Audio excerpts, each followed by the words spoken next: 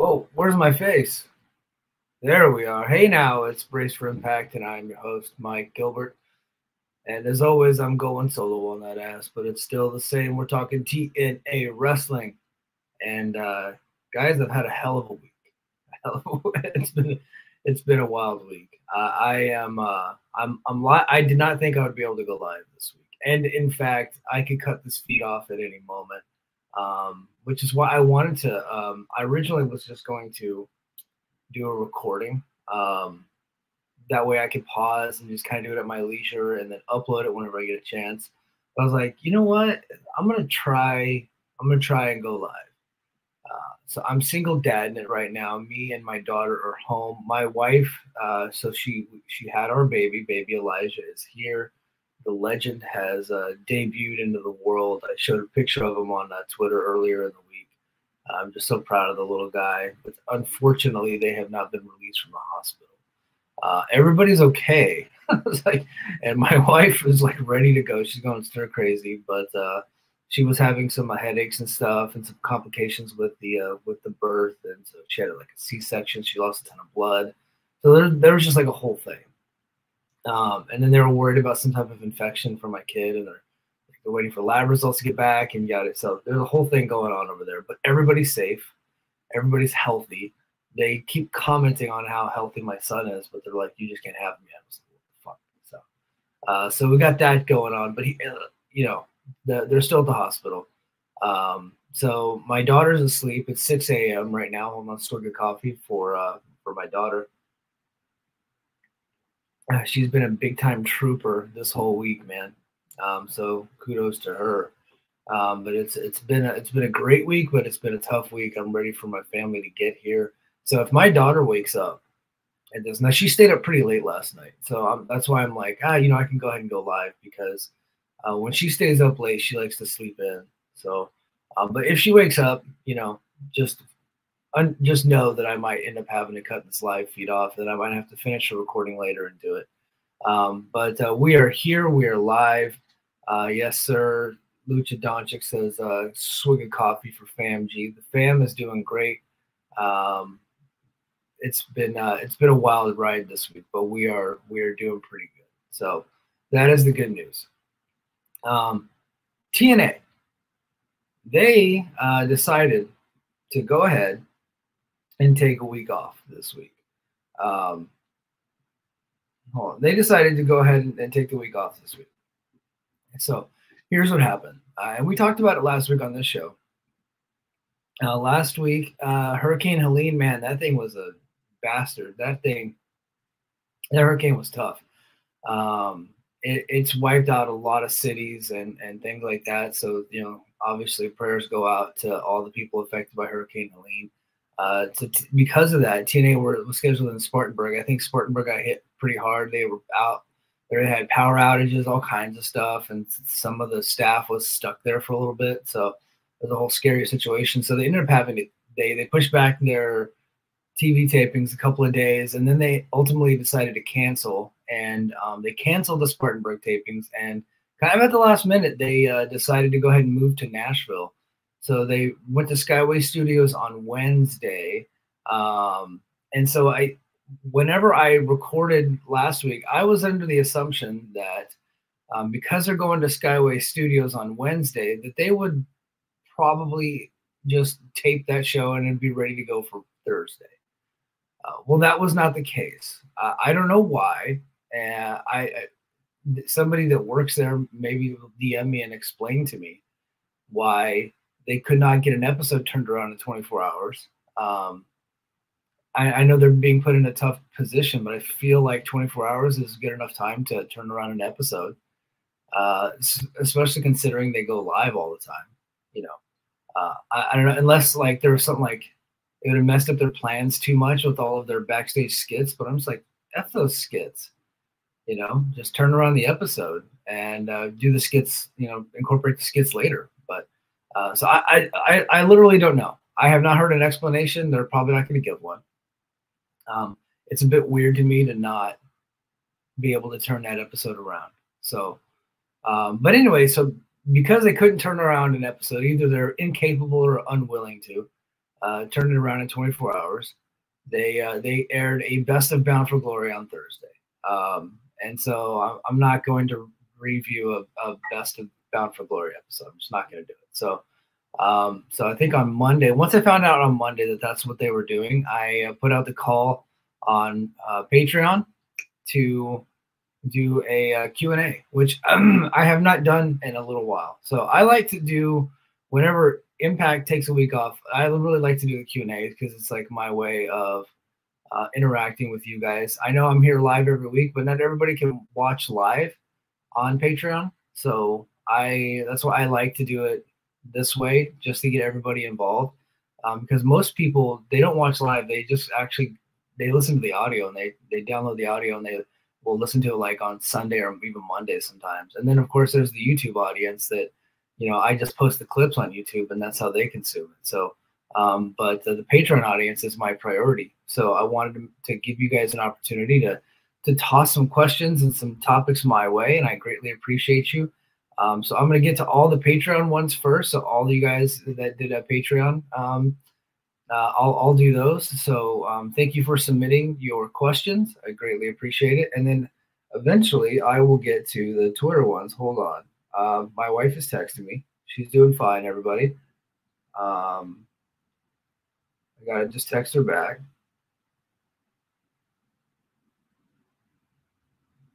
All right. So let's get to the first question here. Oh, no. Before I get to the first question, sorry, man. As you guys can tell, I'm a little bit out of it. I almost didn't do a video portion of this because I look like shit. My eyes are heavy. My palms are sweaty. Mom's spaghetti. I'm like, I have not shaved all week. It's brutal. Before we get to that, Dobby the Brain Heenan, the legend himself, posted this, and so I want to make sure to get the information to you guys. He does our seat counting. He has been following the ticket sales for Bound for Glory every single week, and here's the latest update. Bound for Glory, October 26th, Detroit, Michigan, Detroit Rock City. Floor seats. So we're only counting the floor seats right now, okay?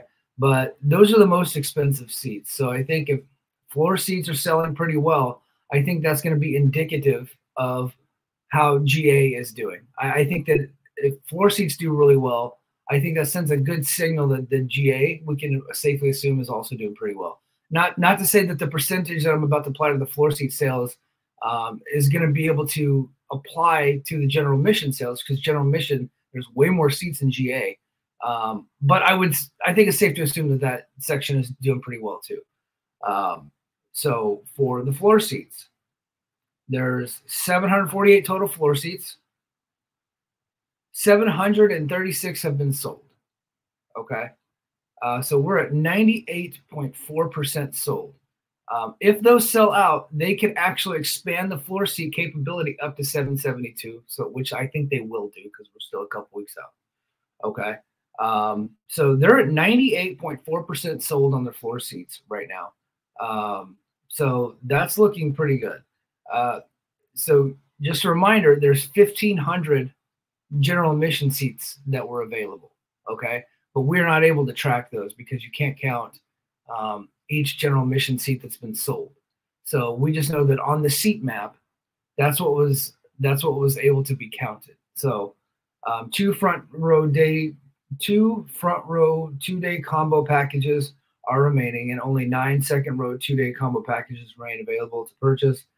GA combo tickets, so the combination tickets for general admission have sold out, and only single day general admission tickets are available. So looking pretty freaking good. So Bound for Glory is going to be a huge success for the company. I think everybody should be happy, and I think TNA should really celebrate, pat themselves on the back. So that's awesome. Okay. I did something that I thought I would never do. Because TNA took the week off of Impact, I actually watched Xplosion this morning. So, swig of coffee for Xplosion. I'm not going to do a full blow-by-blow recap, but I thought I would just check it out because I haven't watched TNA this week, so it's kind of weird. They had 2 brand new matches on there, and they're both pretty good. They had Steve Macklin versus Judas Icarus. I don't like that name, by the way. It just doesn't roll off the tongue.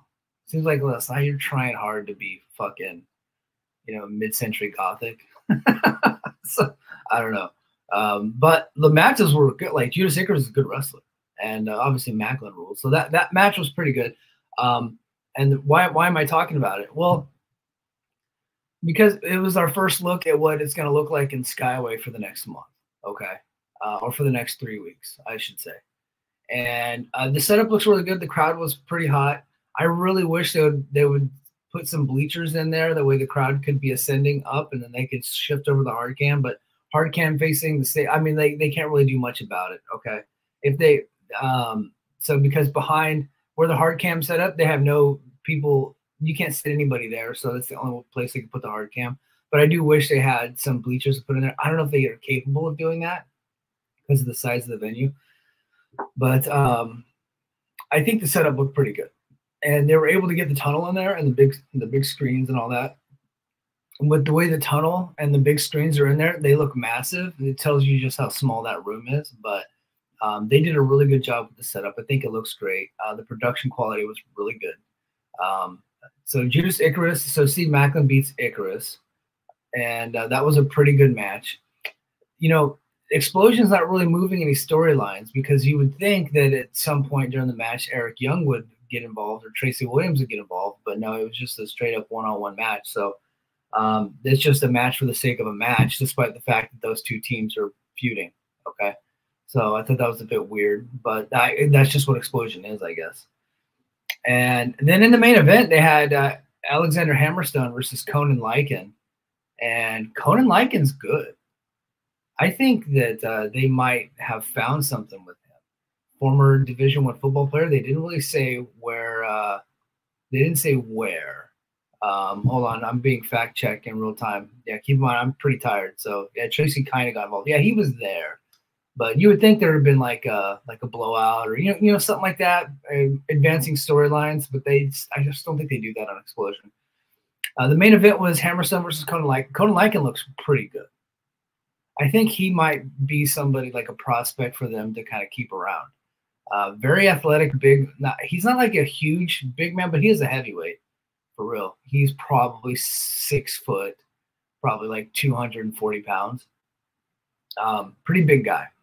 And he was out there doing all kinds of stuff. He could be like a young star that's like a heavyweight that could actually, be involved in the X division. So I thought the match was pretty good.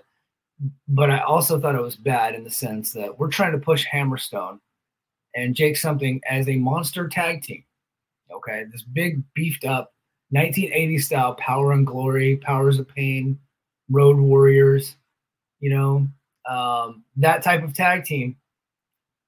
And they're not teaming. So it's like last time we saw Hammerstone last week in a singles match. We're seeing Jake in singles matches. We need to see them in tag team matches, crushing nerds. They need to crush nerds every single week on TV. That's what they need to do. Come out and just crush some fools. So Hammerstone's wrestling this guy who no one's ever heard of. And like, it's not a knock on him. It's just no one's ever heard of the guy. He's never been on, I don't think he's ever been on TV before. At least I've never seen him.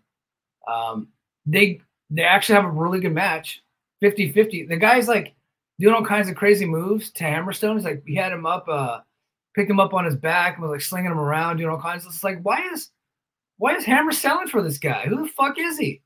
Now, if this is a guy they're gonna push, okay, count me in. But you're not gonna push a guy that you're main eventing Xplosion. That's not what he's there for. Hammerstone, you gotta step your fucking game up, dude. Beat the fuck out of these guys. What are you doing, man? What are you doing? And whoever's booking, whoever's producing this stuff, you guys need to step your game up too. You got to get on the ball with this stuff. You're messing this team up. They got to crush people. They can't be out there selling for these dudes. That's the gimmick, is they're big, badass, super heavyweights. They're these jacked up muscle heads. Come on. Tommy Dreamer, you know better than that. You know the Road Warriors, and it's like, oh well, it's not 1983. I get it, but I don't need to see these guys out there doing, taking all these moves. That's not the appeal. Like, we want them to be monsters, and you guys are fucking it up. Come on, get a grip. Like, why do I have to be the one to explain this to you guys when you guys are the experts? Hold on, Io's about to get in my face a little bit. The Brian Cage formula. Brian Cage is a fucking geek, and he was pissing me off for years. It was the same thing. It was the same thing. I could not stand seeing Brian Cage out there in the X division being tossed around by these little dudes. It pissed me off. I like the fact that Brian Cage can do all the high flying moves. I think that's part of his appeal, but they shouldn't have been picking him up and tossing him around and doing all this stuff. And, it's like he's out there trying to do lucha moves at 275 pounds, jacked up. I'm like, yeah, that's part of his appeal, but it's like, you need to see him crushing people. Right. So I don't like it. So I don't like seeing, unless Conan Lycan's a guy that is going to be a guy for you. There was no reason for it. But that said, I thought Conan Lycan looked great. I was like, okay, well, maybe you guys should keep this guy around. He's pretty good. I think he's pretty good. And Billy says AEW does this stuff as well. Have nobodies give competitive matches against guys they are pushing. Yeah, and it was like the whole. It depends on the appeal, like the appeal of the talent. Okay, Kenny Omega's appeal was that he can have really good matches with anybody. And so he was out there. He had like a really good match with Alan Angels, and I think the internet broke down. But that was kind of what Kenny does, right? I'm talking about these two super heavyweight dudes. Like, why would you do that? Why is he going 7 minutes with Conan Lycan, and Conan Lycan's taking most of the match and hitting all these moves? And look, if he goes out there and gets crushed by Hammerstone, fine. And then bring him back another time and let him have a competitive match with like Kushida, you know what I mean? Or Laredo Kid. If that's what you want to do, if you want the guy to look good, and you can bring him back, but not Hammer, not Jake. No, not those guys. Come on. All right. But all right, so let's go ahead and get to the Q&A portion. I know I started off. I'm kind of all over the place this morning, so forgive me. This one is from Gerard Di Trolio. I'm sorry, brother. I really need to DM you about how to properly pronounce your name, but you're a big supporter of ours, and I greatly appreciate you, man. He says, what do you think of Joe Hendry's momentum right now? Has it improved or stalled? And what does he need to do to prevent himself from becoming a flash in the pan? Starting off hot, Gerard, I think that is a great question. So I'll answer the first part. What do you think of his momentum right now? I think his momentum is doing great. I think despite some booking malfeasance early in the process, and despite the fact that with the Kazarian thing, they really missed key parts of that feud that would have actually made it really good and one of the more memorable feuds of the year. I'll swig of coffee for Joe. I think that he has continued his upward momentum, even though like there were times where they probably were cutting his legs out from under him. I think the momentum has continued. I think it looks great. It's like when you watch the shows, the live audience, who are they reacting to? And that's really where you can get a barometer of who's doing what, right? And they're reacting to Joe Hendry and the Hardys the most. They really are. They're coming out like every time like his music hits, they do a great crowd shot, especially like in San Antonio and when they were in Tampa, the crowd goes ape shit. Okay, and that's when you got a guy. And I think he's doing great with his momentum. Has it improved or stalled? I would say it's improved. His momentum really started in April at the Las Vegas the post Rebellion show when he did the Creed Higher version where he's making fun of AJ Francis. I think the momentum started there, and then he released a single, and it started slowly building. And then he was like real over in Chicago in June. And then once he hit NXT, it was like, boom, like this guy's next level. And now he's off of NXT. I would have assumed that they would have brought him to Chicago for the debut on CW, but they did not. Now it looks like they have kind of finished up his story in NXT with that Ethan Page match. And so could his momentum dip after not being on NXT for a little bit? That's a possibility. But as of right now, I would say it's improved and he's doing great. I think he's been put in some big time matches and has delivered, with exception to the Frankie Kazarian match. I just did not think that match was that great. I really didn't. I thought they relied on tropes and they didn't really do anything. It wasn't that great of a match. Despite the fact that it got over with a light crowd, I just didn't think that it was like on television. I just didn't think it was a good television match. But his match with Josh Alexander was, awesome. Some could argue that was the best match of that night. I would argue different, but that doesn't mean it wasn't great. I thought it was a great match. And then my buddy Ewan, who also writes for Voices of Wrestling, likes to point out that his match with Jake Something earlier in the summer, which I agree with wholeheartedly. I think it was he had to win the match to be able to get into that 6-way at Slammiversary. It was him versus Jake, and I believe they taped it in Philly, and that's where the fans really started to turn on Jake. I think that was that first time where it's like, okay, this guy might actually have some main event talent. Okay. And so what does he need to do to prevent himself from becoming a flash in the pan? He needs to move away from the sillier aspects of his character and become a badass. That's what wrestling fans at their core. Wrestling fans like a babyface that's a bit of a badass. Okay. Yes. Can they be funny? Yeah, they can. But at the end of the day, they want to get behind somebody that kicks ass. And so can he turn himself into an ass kicker? Or is he going to revert back to the silliest parts of his character? If he does, he's going to ultimately revert back to that mid-card comedy guy that he is at his heart, at his core. Because I really think that's all he's ever been. And now he's being thrust into the spotlight. We'll see if he can actually pivot and become more of a badass character.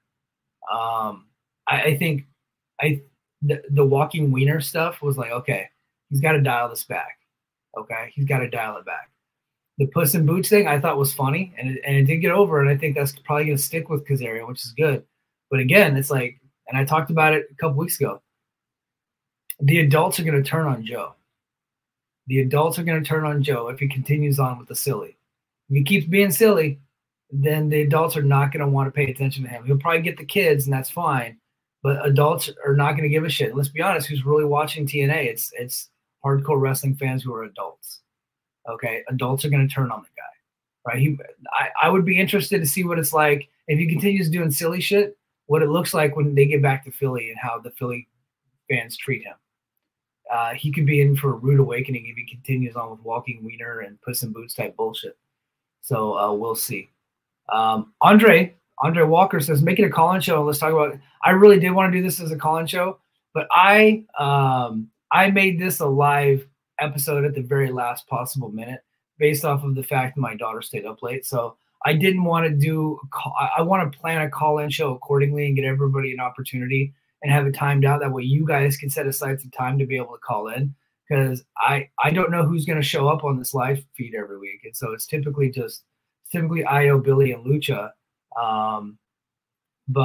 And then sometimes Andre, you pop in. So I want to be able to plan that accordingly. But I will do a call-in show. I'm going to try to do a call-in show live after Bound for Glory. That is my goal, is to do a call-in show for Bound for Glory. That way I'm not carrying the recap myself. I want you guys to be involved in that. Okay, Steen fan says, interested in your early Bound for Glory predictions. What surprises can we expect? And assuming Hendry is crowned champ, who is his first challenger? That is in chat. I'm going to get to you guys in a little bit. I'm just trying to answer these questions. That is a very good question. Interested in your early BFG predictions. So early BFG predictions based off of what we've seen on television so far. So there is a big match that was just signed at the tapings, but I'm not going to give that one away. It's kind of out there, but it's not really out there. It has not been reported on sites except for Gerard posted it on Body Slam. So, but I don't want you guys to feel like you can't listen to the show because of spoilers, so I'm not going to give that spoiler away. But I will say that big match that was just made in the last couple of days, I think is probably going to be one of the TNA matches of the year.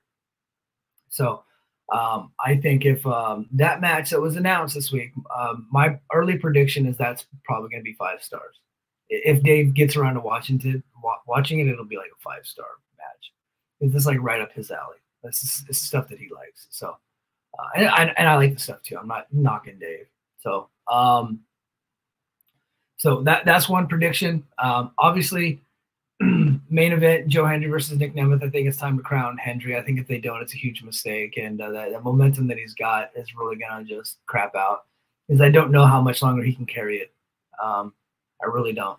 And I don't know that he can continue to carry it without WWE backing. So we'll see if he's strong enough to do that. And he will need the title at that point to be able to be taken seriously as the top guy. Excuse me. I also expect, and now this is not out there, but just based off of what we've been seeing on television, the teases so far, I expect Masha Slamovich versus Jordan Grace, and I expect Bound for Glory to be the crowning of Masha Slamovich, and they're going to start phasing out Jordan Grace. So that I think that would be really good. I expect the Hardy Boys to win the tag team titles, and be in some type of pretty cool match with ABC and the System. Sorry, hold on, swig of coffee for the System. So and I expect that one to be a pretty good match. I hope Jeff Hardy doesn't hurt himself. I worry about Jeff. I really do. So those are some early predictions. As far as surprises go, you got to just take a look at who's a free agent out there. Main roster surprises. I talked last week about possibly Xavier Woods because he made a post about seeing old friends. Well, it turns out that he was talking about the Motor City Machine Guns, who are headed straight to the main roster. It was actually released last night. There was a vignette on SmackDown last night, and it's been confirmed that vignette, the coming soon vignette, is actually the Motor City Machine Guns. They have bypassed NXT, and they're going straight to the main roster. And I love those guys, and I'm happy for them. And I think that's awesome. So, good for them. And there's a rumor going around that they're taking the spot that the Lucha Brothers would have had, because Tony Khan is holding the Lucha Brothers back for injury time. And if, as a result of that, if the Motor City Machine Guns are getting a big payday, I'm happy about that. So thank you, Tony Khan. So, I love the Lucha Brothers too, but they're going to get their money. They're going to get paid. They're a big act from AEW, so they're going to get theirs as soon as they're available.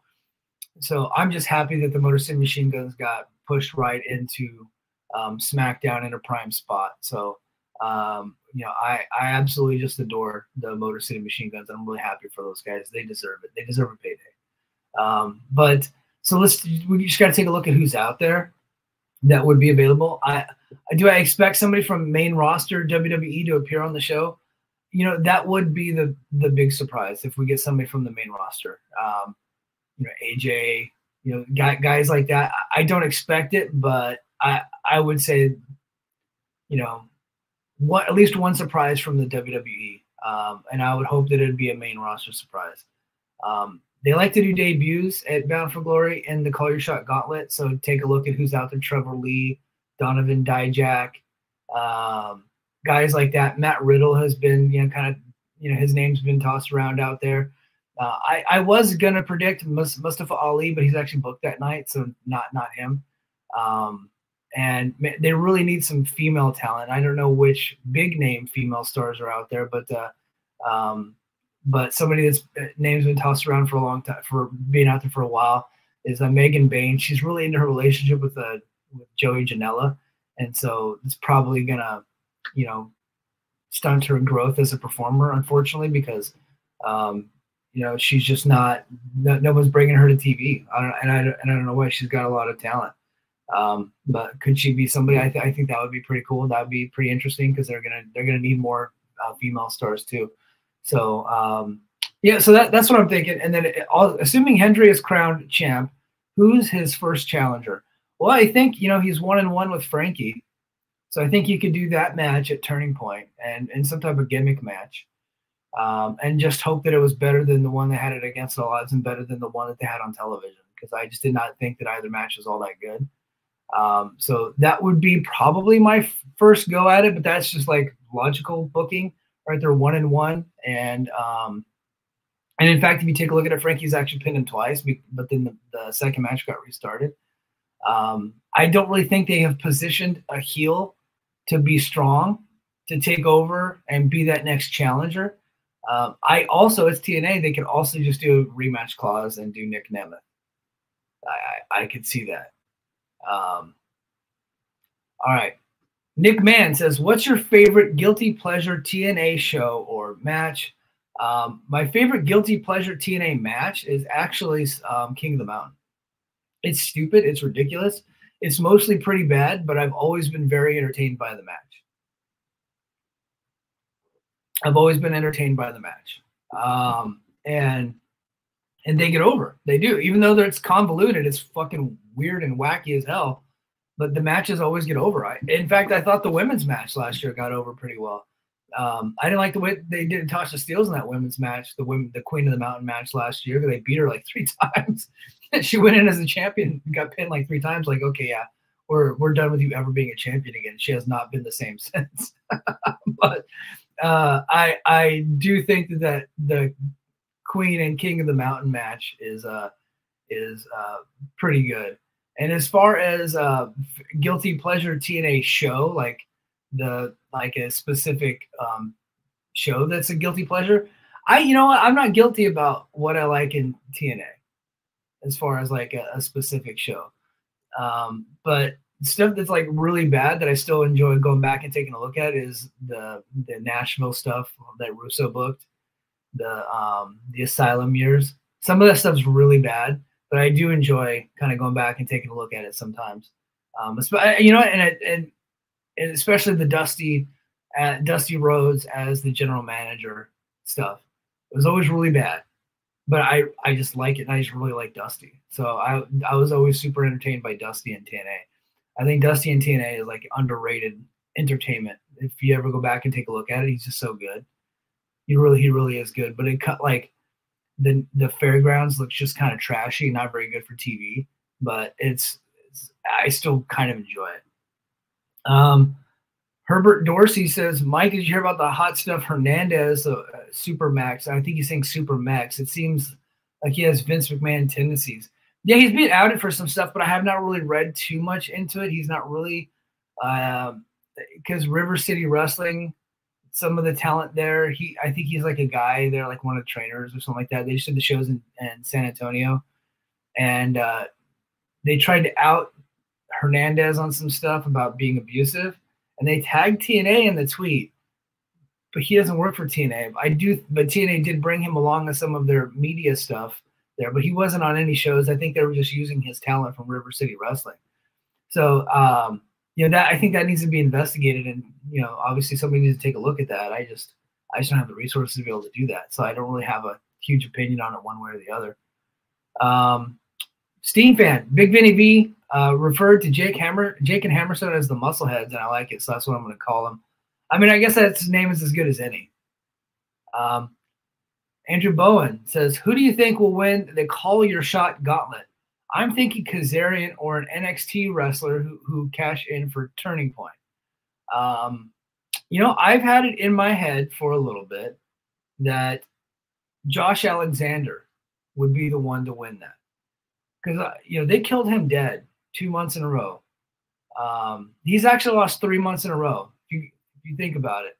Slammiversary, clean in the middle of the Nemeth. And then he has the Iron Man match. Nemeth beats him with his finisher. And then Victory Road, he taps out twice to Joe Hendry. So they kind of killed him dead. And I'm like, okay, so now we don't think that he can win matches. How do we propel him back in that main event scene?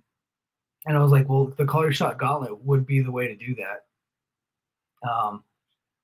But again, you have to look at it as Josh leaving next year. I don't think WWE is going to sign Josh. I don't think AEW is going to sign Josh. People are saying, well, Josh is going to sign him with Maple Leaf Pro. Well, Maple Leaf Pro is not signing anybody to exclusive contracts. They're they're going to have a streaming thing, but they're going to be mostly an indie, which is why they're using talent from, New Japan. I think they might even bring in talent from Noah. They're bringing in talent from AEW. They have talent from TNA. They're using footage from all of them. I don't think they're going to be a company that's going to be signing people to exclusive contracts. If they start doing that and holding off people from other promotions, then the promotions are not going to let them use their wrestlers too when they need talent for shows. So I think they're going to be operating as an independent promotion. They just so happens to have it is like monthly pay-per-views that turn into TV. So I don't think they're doing anything exclusive over there. So, but you know, if Josh is leaving, then it's like, yeah, you don't really go with Josh. And then after that, who wins it? I don't know who in the company right now is positioned to be able to hold that spot. You know, you got Hammerstone selling for fucking nobodies. And now he's in a tag team. You know, Santana's going to be wrestling Moose.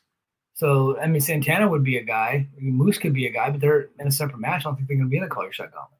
So could it be somebody from NXT? But it's like, yeah, who from NXT would you want in that position?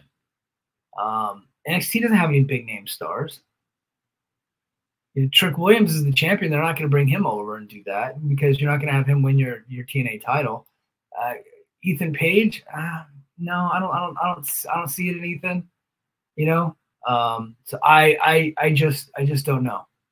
So my prediction would be the only guy that actually kind of makes any kind of sense would either be Josh Alexander or Frankie Kazarian. So Andrew, I think you were kind of probably on something with Frankie. So my guess would be Josh or Frankie. I really wish they would use that platform to get somebody over that's a little bit newer, but that's what they got. BQ has a question. I'm going to save that one for last. Daza says, what's something about pro wrestling, either a wrestler, promotion, or match or show that you love that is generally regarded as bad? Well, you know, I kind of brought up the King of the Mountain match. I actually like those matches, and they're always pretty bad. A wrestler that I like that everybody thinks is bad is Moose. I just don't see what they see, and like I feel like I'm watching two different things. I think Moose, because of his DV arrest when he was in the NFL, there are certain fans that have decided that if you have that rap, that nothing that you do is ever good. So you could have the best match in the world, but because you had a DV arrest almost 20 years ago, that match is not actually good. My brain doesn't operate that way. I don't see that. Eric Clapton's a huge piece of shit, but Layla fucking rules. You know what I mean? It's like Ric Flair is kind of a bit of a creep, okay? But Flair versus Steamboat is still good. You know what I mean? Hulk Hogan is a giant piece of shit, right? But Hulk Hogan versus Macho Man from WrestleMania 5 rules. You know what I mean? And it's like Macho Man or Hulk Hogan versus Big Boss Man in the steel cage, awesome. Hogan versus Orndorff, awesome. Hogan versus Muta, awesome. Hogan versus Flair from Bash of the Beach 94, still awesome. He's still one of the biggest stars in the history of the business. Happens to also be a piece of shit. So my brain doesn't operate that way. I don't. That's not how I look at things. So another wrestler that has impressed me, despite the fact and I gave him a bad rap, is AJ Francis. I think he's actually been real good for TNA. And then Bully Ray actually had an underrated run in this last TNA run. And I shit all over him. And then his match with Josh Alexander turned out to be real good. But I'm still mad that Macklin never got his win back. And as far as a specific show, like a specific event that is regarded as bad, but I actually enjoyed, that's kind of a tough one. So you'd have to go back, probably like some of the WCW stuff, like in the early 90s WCW. Some like they didn't really get high marks, but I actually really enjoyed them. But I was also like a child at the time, so I still have a soft spot for those matches. Okay. Now I got a couple from Twitter, and then I'm gonna get to BQ's thing, and I'm probably gonna clip this because I thought BQ had the best question out of everybody. Joe Gilbert, cousin Joe, says Wentz has showed some range as the singles guy lately in his feud with Lee. Is his ceiling just the X Division title, or do you think he could be more? I think his ceiling is X Division in TNA. because I just don't think that they see it in him, and that, as evidenced by the fact that he won the title and the Ultimate X, took the title to NXT, and then once he got that win over Wesley, they immediately brought him back and had him lose it. I think he is not only just an X Division guy, I think a tag team guy. I don't think they push him to the main event scene because I just don't think that that's what TNA does, to be honest with you. Even though he's a previous WWE guy, that's kind of like one of their things. That's what they like to see in their main event talent is somebody that used to be in WWE. But he was never a main roster guy, and so they're just not pushing him. But I think that's his range, right? I think that's his range in TNA, unfortunately. If it were up to me, it'd be different, but it's not up to me. Okay, Ayo, my boy, says your thoughts on TNA in 2024 and predictions and wishes for 2025. And 3 questions here. Should TNA use the international title PCO is holding and make it their own singles belt? I'll answer the 3rd question first. The PCO international title. Yeah, I've been saying that for a while, but they have already ruined that. So TNA PCO doesn't even carry the belt anymore. So hold on, I got it.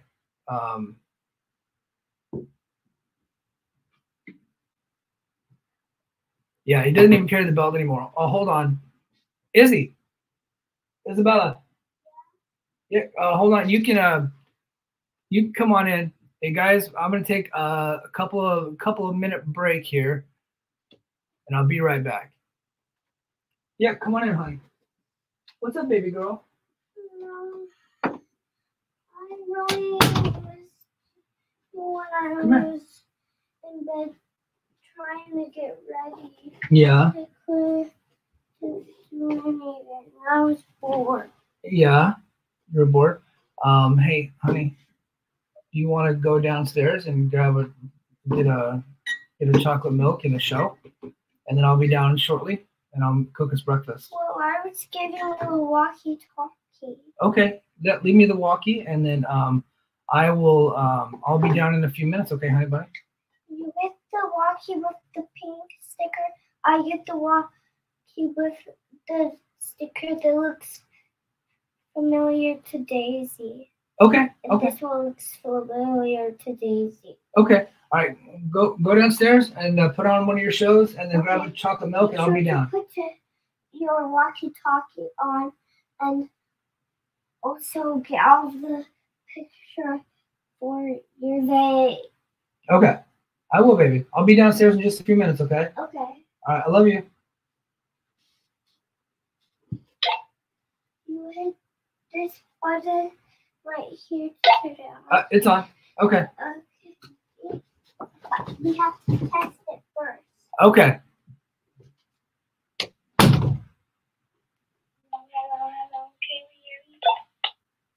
Hear you loud and clear, baby girl. I'll be down in a minute, okay? Okay. All right. So as you guys can tell, I gotta go. So I'm gonna have to rebrand this show because the title of the show was the strengths, weaknesses, opportunities, and threats. Obviously I can't go into detail on that because I have to go downstairs and take care of the kid. But I will go ahead and answer Io's question. So should TNA use the international title PCO is holding and make it their own singles belt? Yes, I do think that, but I think that they've already killed the title.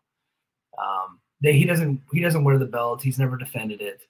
He wanted it Slammiversary, and it's been 3 months, and they've not done anything with it. So just fucking throw it in the trash. Throw the digital media title in the trash. The whole thing sucks. Unfortunately, they're just not capable of doing that stuff. They're just out of ideas. Predictions and wish, or your thoughts on TNA in 2024.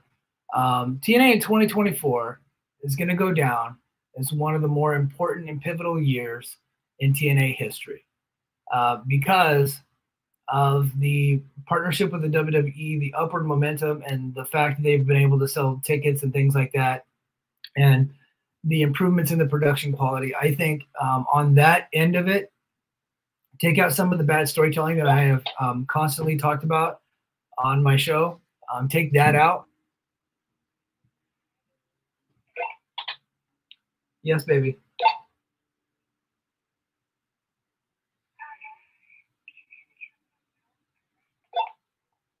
Yes, you can. Chocolate milk's all yours, kiddo. Okay.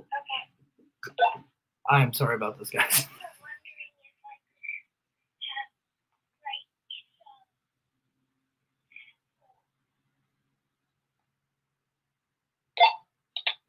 Yeah, this is bad radio. My bad, guys. I do have to go in a minute. I'm trying to finish answering this question. This little kid of mine is needing me though. So yeah, I think 2024 is going to end up being a great year. Predictions and wishes for 2025. I want you to clip this because you're going to get credit for challenging me to say this. Prediction for wishes for 2025. We need to start the 5 for 25 campaign. What do I mean by 5 for 25? I want to see them do 5,000 tickets in 2025 for a single event, whether it be Slammiversary or Bound for Glory or one other event. I'd like to see them go for 5,000. Okay. I think that is that would be the big next milestone, right? They've done over 1,000 tickets multiple times this year. Now they've done over 2,000 tickets twice, and they've done over 3,000 tickets once. They're getting ready to go over 2,000 for a third time with Bound for Glory. I think it's time for them to go to a city and book a larger venue and put all kinds of resources in that promotion of that show and do 5,000 seats. I think they should. I have some ideas for what that could be. The Wintrust Arena in Chicago, I think, would probably be like one that would be primed for them to be able to do that. Wembley Arena in the UK would be one that I think they could probably do that. In New York, it would cost, they would lose their ass financially, but they could probably do the Hulu Theater that's attached to Madison Square Garden.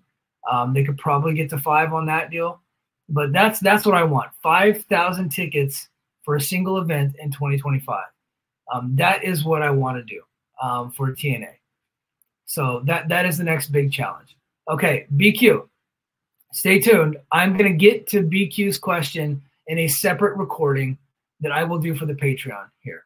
So I do apologize. I have to go. As you guys can tell, my kid needs me. Okay. So I will get that up. So stay tuned for a separate recording where I will do the SWOT analysis. What is SWOT? Strengths, weaknesses, opportunities, and threats for TNA coming up in a second recording. That'll be a part of this Q&A that will be exclusive to the Patreon. Okay, guys, that is going to do it for me this week for this part of the Q&A. I will be back probably today or tomorrow with the second half of the Q&A. And until next time, mahalo.